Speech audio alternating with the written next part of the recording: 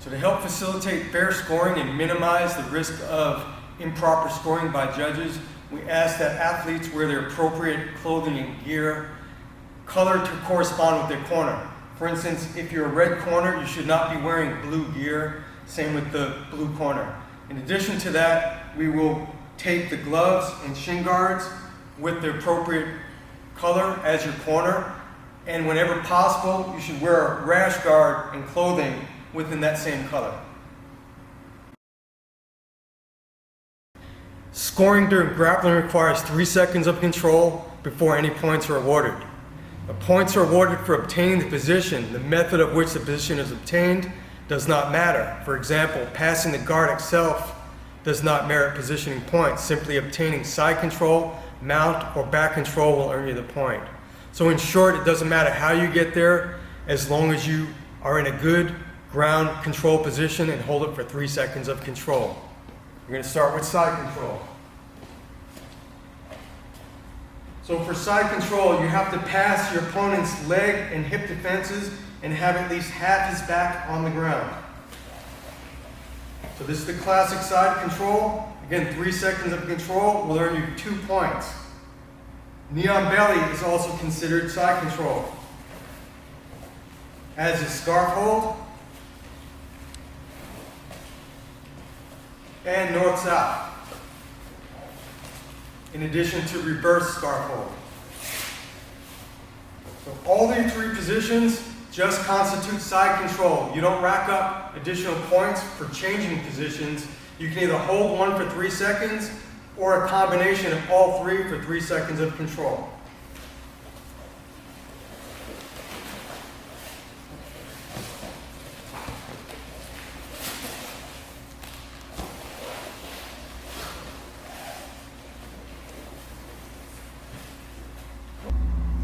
Mount position is worth 3 points. Again, you need 3 seconds of control. The following constitutes mount. You have to be above your opponent's hips. You can be in the classic mount position. You can grapevine the legs. You can be in S mount. Or you can have one knee up, as long as you're straddling your opponent. In addition, if your opponent is belly down and you don't have your hooks in, and you're straddled, you still have mount. All these constitute mount position, and you can hold either one position for 3 seconds of control or any combination of these 3.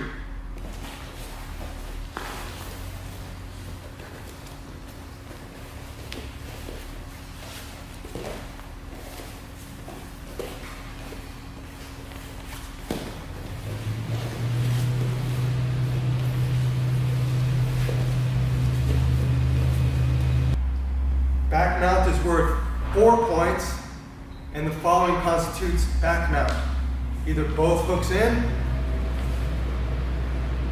body triangle, or you can have one leg in a riding position, as long as your hips and shoulders line up with your opponent.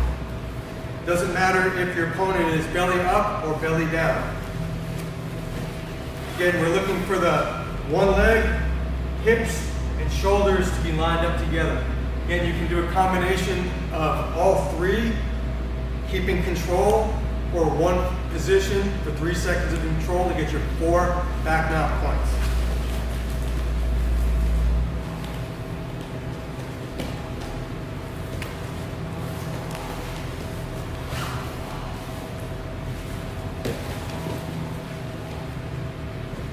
So now ground scoring points can only be earned once per position per sequence. For instance, blue is going to be the scoring fighter right now. So 3 seconds, that's 2 points for side control.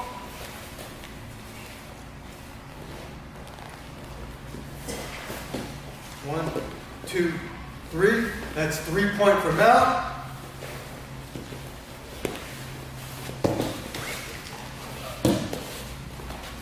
1, 2, 3. That's 4 for back mount. Now, he cannot go back to any previous positions to score. If he does go back, he's allowed, but does not score. The rescoring clock resets when top and bottom is reversed.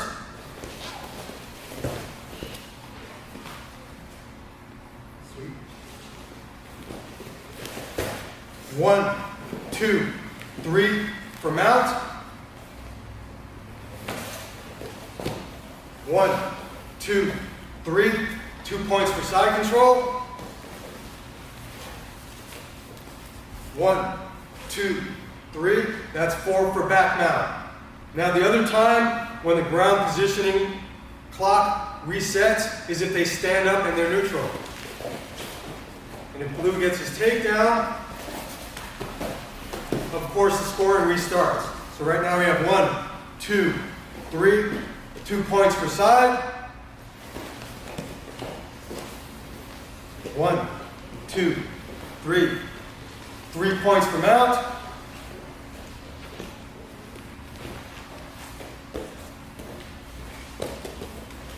1, 2, 3, and that's 4 for back. Now a near submission or an attempted submission is worth 2 points. The criteria to get these 2 points is 1, it has to be a high percentage submission recognized by the judges. 2, it has to put your opponent in danger of being submitted and or completely shut down all their offensive capabilities, putting them in survival mode. And 3, it has to be held for 3 seconds of control. 1, 2, 3. 2 points for blue.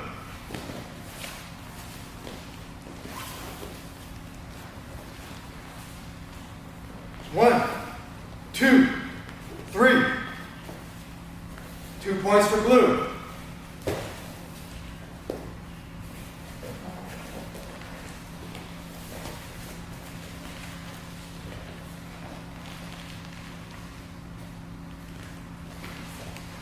1, 2, 3, 4. 2 points for blue.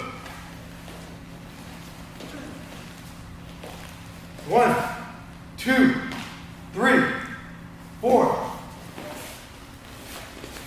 2 points for blue.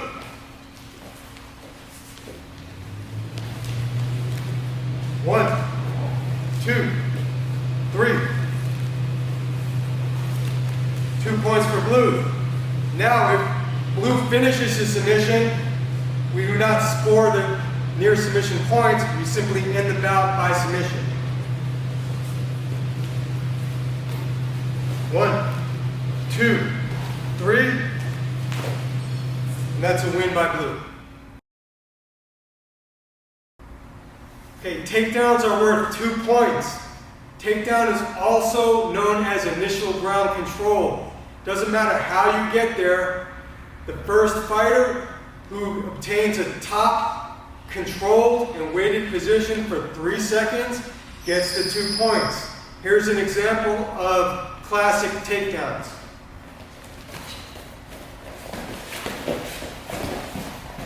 One, 2, 3, 2 for blue.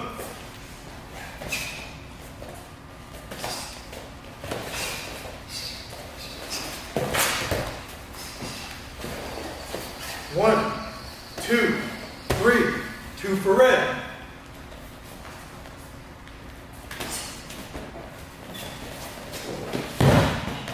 1, 2, 3, 2 for blue.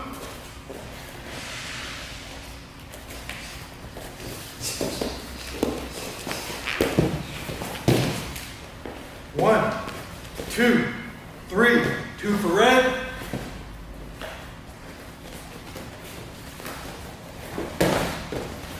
1, 2, 3, 2 for blue. So here's going to be 3 examples of takedowns that are not initially going to score because there's not control. And I will let you know once 3 seconds of control is established and which athlete scores. So first example. 1, 2, 3, 2 for blue, 2 for side control for blue. Red initiated the head and arm throw, blue rolled him over, got 3 seconds of control, therefore blue gets the points even though red initiated it.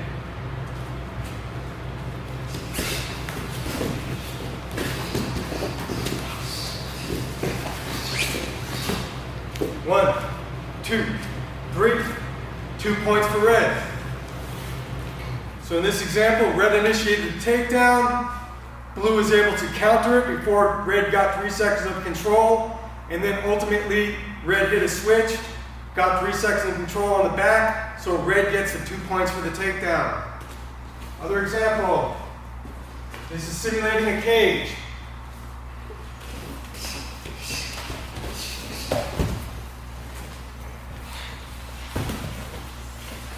One, two, three. Takedown for red. So finally, because blue is sitting upright against the cage, red did not have control. Once red was able to get the majority of his back on the mat and establish that control position for 3 seconds, he gets a takedown point.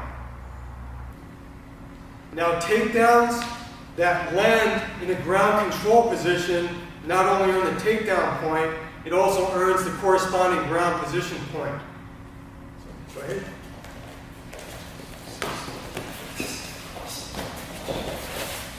So right here we have 1, 2, 3 seconds of control, which is 2 points for takedown and 2 more points for side control.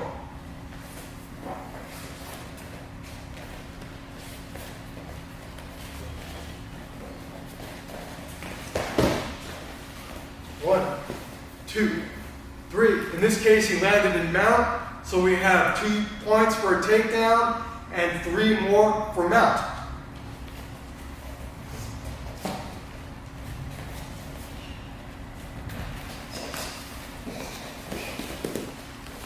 Now in this case, even though the fighter who executed a takedown is on his back, because he has the back mount, he has a control position. So after 3 seconds of control, he gets 2 for the takedown and then 4 more for the back mount. In other instances where the fighter or athlete can get the takedown points are as if red is going to pull guard. Blue simply has to land in a top control position for 3 seconds and he will get the 2 points. However, if red pulls guard, but plays guard, effectively keeping blue from obtaining a top control position,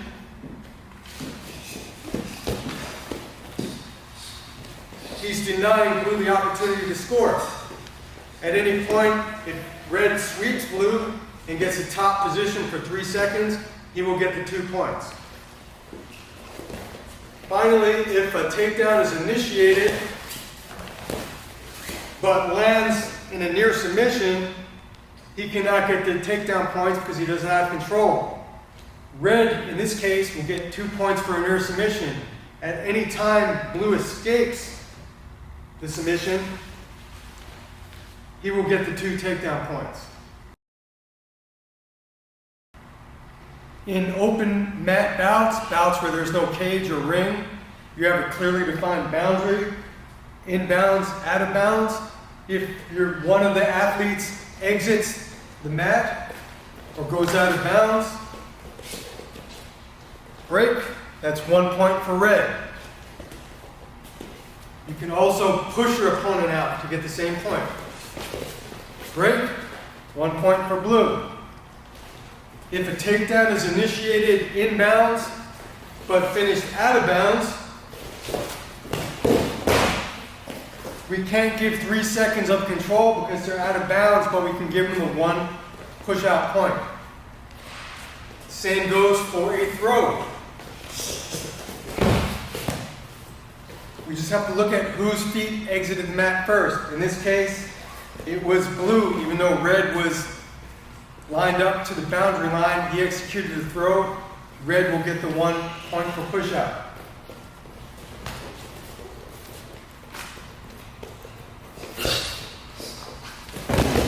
Now, as long as you have control and one portion of the body is in bounds for 3 seconds, you can get the takedown point. So in this case, 1, 2, 3, red can get 2 takedown points because he has his footing.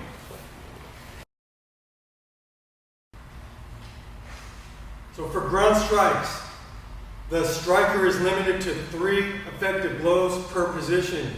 This is to limit the amount of ground and pound and also promote technical transitions on the ground. So to get the ground striking points, first you must be on top, you must be postured upright, and from the guard position you must be elbow high and land with good impact. You can get a maximum of 3 strikes, any types of strikes. If you exceed that, the referee should give the command, advance your position, blue, you've exceeded your strikes. At that point, you should either go to submit or score more points. In this case, he's gone to side control, which resets the striking scoring clock. So you can throw 3 more effective blows. Now from side control, you do not need to change positions completely. You can just simply adjust your position, such as going knee on belly. Then you can throw 3 more strikes. Now to get more, you would have to go to another position, which would be maybe mount. And he can throw 3 more strikes. Now if he is inside the guard, it doesn't matter what form of guard. He can throw 1 strike from full guard, 1 from half, 1 from butterfly. It doesn't change the fact that he's in the guard. Now he cannot throw any more strikes. He must advance his position by getting either mount or side control. Now, circumstances where the top athlete will not score is if the bottom athlete has him clinched or has his head pulled down. You will have to break free of that and posture up to land an effective strike. Or if the top athlete is hunkered down and he's just throwing hooks without posturing up, those should not score either. Okay? If the bottom athlete is on all fours, go ahead and turn it up. The top athlete has to make sure that he strikes within the frontal lines of the ribs and not behind it to get strikes. This is considered a position as well. The same as if the bottom fighter is on his back and the top fighter is standing. This is considered a position. We want to have some form of contact between their bodies. The top athlete can throw his 3 strikes. Then he must transition to another position to score more.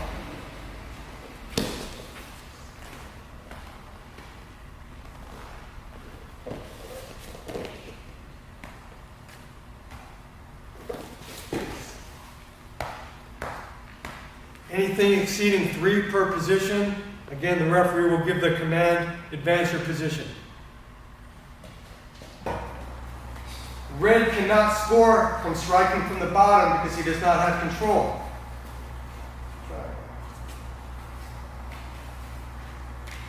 Now blue is in a near submission, so he cannot score strikes because he is not in dominant position.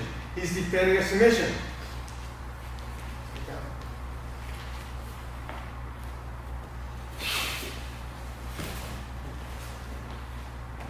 In this case, blue is defending a takedown, so he does not have control, therefore his strikes should not score. Ground strike limitations can be confusing, so we'll illustrate it with this. So first, to score, the strike must be clean, unobstructed, and the striker must be either postured up or elbow high. The striker must be in the top position. Bottom strikes do not score. Each strike is worth 1 point. A maximum of 3 strikes can score from the mount or any variation of the mount position, and a maximum of 3 strikes can score from the back mount or any variation of the back mount position. However, when we're talking the guard, any top position over a grounded opponent that is not side control, mount, or back mount, which includes any form or variation of the guard, is limited to a combined maximum of 3 scoring strikes. That means if you transition from any of these types of positions, you still only have a maximum of 3 scoring strikes. Now, side control is where you can earn 3 additional points each time your position is adjusted. An example of a positional adjustment is side control from one side to the other side, knee on belly, scarf hold, or north-south. So each time you adjust your position from side control, you can get 3 additional strikes in. Now you can only do each position once. You can't go back and forth. But side control allows you to rack up more striking points than the guard, mount, or back mount. Now the scoring potential is reset only once standing neutral is established, when both athletes are back on their feet, reversal of top and bottom, or full guard is reestablished.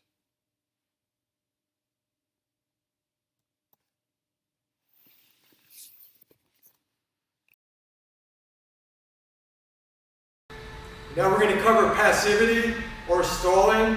Again, these rules are made to facilitate action, scoring, and technical development, not just getting us lead and holding on to it. You have to constantly work to either score by striking, positional change, or win by submission. Example of stalling on the feet is continuously backing up and running away. Action red. If he does not fix his action by my 10th count, the referee should break the action, give blue 1 point because red was stalling, he would not engage. Now, if one of the athletes decide to pull guard or butt scoop, the burden of passivity is on them because they denied the other athlete an opportunity to score a takedown. So the referee's command will be action red. If he doesn't have either score or stand back up within 10 seconds, he will lose that point. Now, if an athlete initiates a takedown, the burden of passivity is on them. Blue does not have to engage in this point because red chose to take the match to the mat. The command will be action red. If he does not engage within those 10 seconds, he can be penalized. He can engage by either striking, submitting, or getting position. If blue chooses to stand up during that period of time, then the burden is on nobody. Passivity in regards to the guard position applies to red in this case. If he has a closed guard and he's just clinching up, as long as blue is trying to further the action by posturing up and scoring, the burden is on red. The referee should give the command, action red, start the 10 count. If he does not remedy that by the 10th count, the referee should break them, stand them up, and award 1 point to blue because red is being passive. On the other side, if blue is simply pinning red and red is trying to score or posture up, the burden is now on blue. The referee will say, action blue, start the 10 count. If he does not remedy that by the 10 count, the referee will break them, stand them up, give 1 point to red because blue is being passive. Now, both athletes are being passive by just hugging and not trying to score. The referee does not have to wait for the 10 count, and he will not penalize either fighter. He will just simply break them and stand them up. Now, this same standard can even be applied if one athlete is in a dominant position. For instance, in this case, blue has obtained a mount position. He's already scored his 3 points. He may have scored some striking points, but right now he's not trying to further the action by either submitting or score more points. So the referee can give the command, action blue, give the 10 count, and if he does not remedy himself by either scoring by strikes, positional change, or attempting a submission, they will be stood up and red will get the point for passivity. Now, the one occasion where we would not apply a passivity call is if one of the athletes is just simply trying to survive. In this case, red is trying not to get armbarred. He is shut down. He's not able to further the action because blue has an effective near submission attempt. So we will not apply passivity, but of course blue will get the near submission point if he does not finish.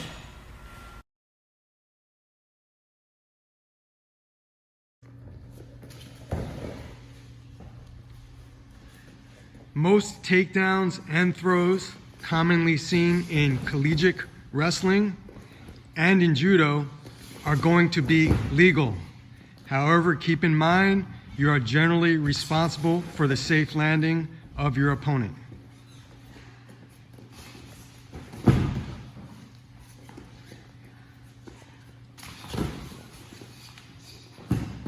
One of the ways to distinguish between a slam and a hard takedown is constant motion. This first takedown had constant motion, which is legal. However, this one, he poses and then deliberately drops his weight on his opponent to cause injury, which is illegal. Scissors style takedowns are only legal when you have a connection to your opponent's body and one hand on the floor. This will help prevent knee injuries from other types of flying scissor takedowns. Under no circumstance is it permitted to slam your opponent who has you in the guard or to escape a submission hold from the guard. You're not allowed to backsplash to escape a back-mounted position. And you cannot spike your opponent's head to the ground or intentionally drive his head or neck to the mat. A suplex-style throw is only legal when your opponent is not directed to land on their head or neck. To prevent unintentional slams, the referee may break the hold at any time. You can elevate your opponent above your hips. This includes if you're in an attempted submission hold. The referee may break the hold and restart in the standing neutral position. You cannot bend or twist your opponent's fingers or toes or use small joint manipulation. You cannot grab and squeeze the neck or trachea. You cannot pinch any part of your opponent. You cannot grab headgear or clothing. And you cannot grab your opponent's gloves. You can, however, grab your own clothing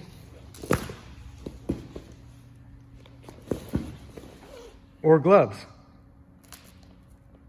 Neck cranks are illegal. A neck crank is any technique that intentionally twists your opponent's neck or spine. It can be done from the top position or bottom position.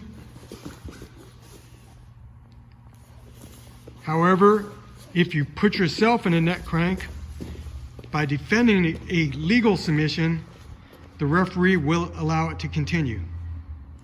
Submissions or holds that use twisting pressure against the neck or spine are illegal.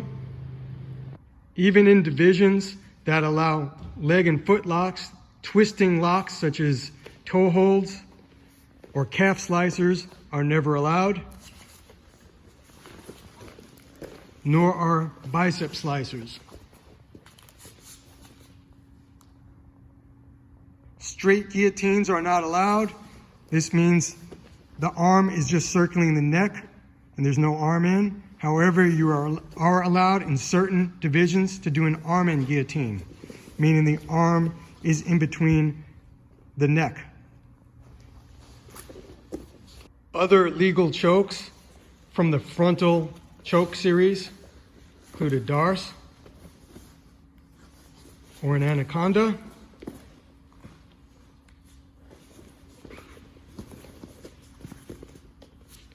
or a Peruvian necktie. Again, these all have to have one arm in to be legal.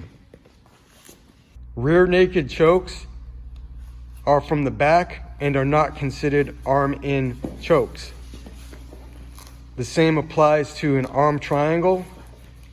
That is not considered an arm in choke because it is not from the front, and obviously a standard triangle is not an arm in choke. These are legal for all age groups.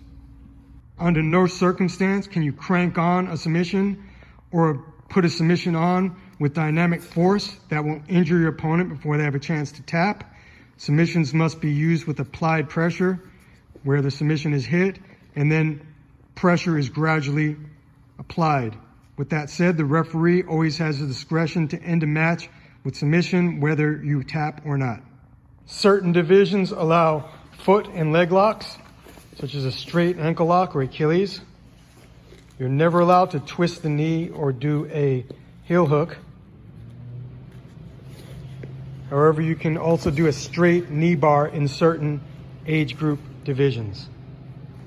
In some divisions, it is not permitted to jump guard, meaning jump on top of your opponent to pull him in the guard, nor is it permitted to do jumping or flying submissions. However, if your opponent initiates a takedown, it is permissible to pull guard. The same principle applies if a throw is initiated. You can pull guard. Although you will be conceding takedown points, it is permissible to pull guard. That is where you don't put your weight on your opponent and you just pull them straight down. You're not permitted to do kicks to the kidney from the bottom or top. You cannot stomp on a grounded opponent or kick them. You cannot do up kicks.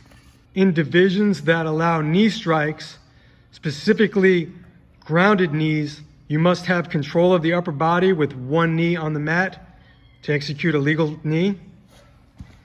You are not permitted to throw knees or any type of kick from a standing up position.